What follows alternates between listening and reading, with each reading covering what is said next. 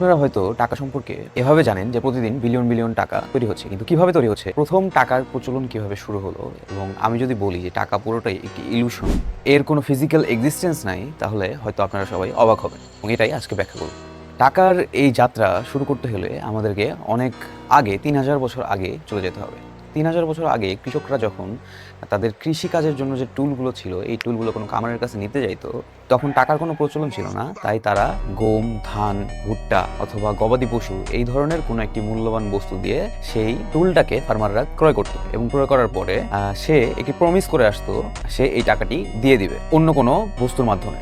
এবং ২ সপ্তাহ পরে গিয়ে সে দেখা যেত যে ১ কেজি চালের বস্তা বা ১ কেজি গম দিয়ে সেই টাকার ঋণটাকে শোধ করে দিচ্ছে। কিন্তু এরপরে দেখা গেল এই ধান গম দিতে গেলে অনিয়ম বর্তিত অবস্থা তৈরি হয়ে যায়। সে কারণে তারা কি করলো, গোল্ড কয়েন এবং সিলভার কয়েনের মধ্যে পৃথিবীতে ট্রেড শুরু হলো। কারণ সিলভার কয়েন এবং গোল্ড কয়েন এই দুটোই ছোট জিনিস, আর এগুলোর ভ্যালু কখনো কমে না। গবাদি পশু বা ধান গম চাল এগুলোর ভ্যালু মার্কেট অনুযায়ী কমে যাইতো, কিন্তু সিলভার গোল্ড কয়েন অনেকদিন টিকে থাকতে পারতো এবং এগুলোর ভ্যালুও কখনো কমতো না। তাই পুরো বিশ্বেই সিলভার কয়েন এবং গোল্ড কয়েন দিয়ে ট্রেডিং শুরু হয়ে গেল এবং চায়না থেকে ইউরোপ পর্যন্ত এই ট্রেডিং বিস্তৃত হয়ে গেল।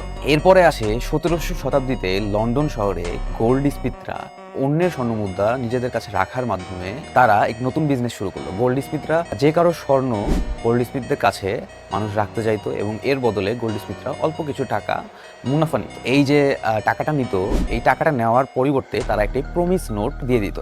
গোল্ড স্মিথ যতগুলো শহরে ছিল, অন্য যে কোনো শহরে যে কোনো গোল্ড স্মিথের কাছেই এই প্রমিস নোটটি দিয়ে ততগুলো স্বর্ণমুদ্রা তারা আবার ব্যাক করতে পারত এবং নিজের কাছে নিয়ে নিতে পারত। এই ব্যবস্থার কারণে গোল্ড স্মিথরা একসময় লক্ষ্য করলো এই প্রমিস নোট ব্যবহার করা হচ্ছে লেনদেনের ক্ষেত্রে, অর্থাৎ তখন আর কেউ স্বর্ণমুদ্রা দিয়ে লেনদেন করলো না, তারা প্রমিস নোটটি দিল, এই প্রমিস নোটটি টাকা হিসেবে ব্যবহার করা শুরু করলো। অর্থাৎ প্রমিস নোট দিয়ে সবজি কিনলো, প্রমিস নোট দিয়ে বাজারে আসবাবপত্র আছে সেগুলো কেনা শুরু করলো। তো এগুলো যখন গোল্ড স্মিথরা দেখতে পেলো, তখন গোল্ড স্মিথরা একটি অভিনব পদ্ধতি আবিষ্কার করলো। তারা এই প্রমিস নোটটাকেই ধার দেয়া শুরু করলো, অর্থাৎ অল্প কিছু 5%, 6% সুদে তারা মানুষদেরকে স্বর্ণমুদ্রার বদলে এই প্রমিস নোটই ঋণ দেওয়া শুরু করলো। এখন মনে করুন ১০০ টাকার একটি প্রমিস নোট একজন গোল্ড স্মিথ একজন ক্রেতাকে দান করেছে, কিন্তু যখন কেউ ঋণ নিতে আসতো তখন আসলে তাদের কাছে ১০০ স্বর্ণমুদ্রা নেই, কিন্তু এই ১০০ স্বর্ণমুদ্রা না থাকার পরেও তারা একটা ফেক প্রমিস নোট তৈরি করে দিত যে ১০০ টাকা আপনাকে দেয়া হলো। এই প্রমিস নোটটা দেওয়ার পরে সে যখন টাকাটাকে ব্যাক করতো বা টাকাটা পরিশোধ করতো, তখন গোল্ড স্মিথের কাছে ১০০ টাকা এক্সট্রা আসলো, তার উপর এই 5% সুদ বা সুদের টাকাটা আসবে, অর্থাৎ ১০৫ টাকা সে পেয়ে গেল।